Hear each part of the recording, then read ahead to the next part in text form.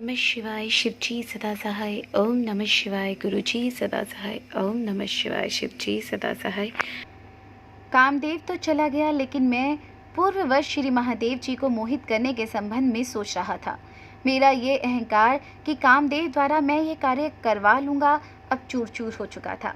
अब मैंने भगवान श्री विष्णु जी का ध्यान किया और उनको इस प्रकार कहने लगा, भगवान आप अपना मुझे सेवक समझकर मेरे दुखों का अंत कर दीजिए। हे भक्त वत्सल, आप अपने भक्तों का दुख हरने के लिए ही अवतार धारण करते हैं, अतः आप मुझ पर कृपा करके मुझे दर्शन देवें और मेरे दुखों को दूर करें। मेरी इस स्तुति को सुनकर पीताम्बरधारी भगवान श्री विष्णु जी तुरंत प्रकट हो गए। मैंने उनका यथा योग्य स्वागत किया। भगवान ने चारों तरफ अपनी मुस्कुराहट बिखेरते हुए कहा, ब्राह्मण कहो, तुम्हें मुझसे कौन सा ऐसा काम आन पड़ा है जिसके लिए तुमने मुझे स्मरण किया है। इस पर मैंने भगवान श्री विष्णु जी को आप बीती सब कह सुनाई। मेरी बात सुनकर विष्णु जी ने कहा लगाई और कहने लगे, तुम्हें अपनी कन्या को देखकर ही मोह उत्पन्न हो गया था और तुमने उसको कुदृष्टि से देखा था। तब उस समय भगवान श्री सदाशिव जी ने आकर तुम्हें और तुम्हारे पुत्रों को धिक्कारा था और तुम्हारे पुत्रों के समक्ष तुम्हारी निंदा भी की थी। मगर ऐसा उन्होंने क्यों किया था, तुमने इस पर कभी विचार किया है? वह तो तुम्हें अपना पुत्र जानकर तुम्हारी भलाई के लिए ही तुम्हें सद उपदेश करने के लिए आए थे, लेकिन तुमने अपनी अल्प बुद्धि के कारण उनके सद उपदेशों को ध्यान न देते हुए तुम सब लोगों के कर्ता होकर और वेद व्यक्त होकर ऐसी मूढ़मती वाली बातें क्यों कर रहे हो? हाँ, तुमने वेदों के पाठ को सुना दिया है।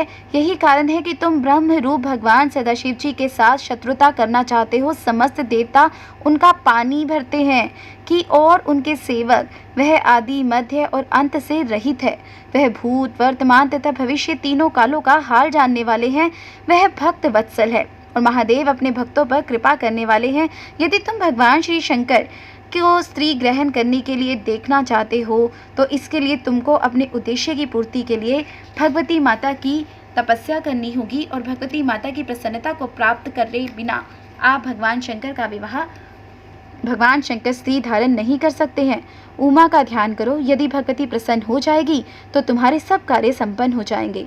भगवती पार्वती अवतार लेकर किसी को कन्या हो जाएगी और फिर उनका भगवान सदाशिव जी के साथ विवाह हो जाएगा। इसके लिए तुम्हें दक्ष का भी तप करने के लिए तैयार करना होगा। उसके तप करने से भगवती पार्वती उसके यहाँ कन्या के रूप में जन्म लेगी। भगवती उमा को ही सदाशिव पत्नी के रूप में ग्रहण करके भक्तों के दुखों का अंत करेंगे। बस यही एक विधि है जिससे कि तुम भगवान सदाशिव जी को विवाहित देख सकते हो।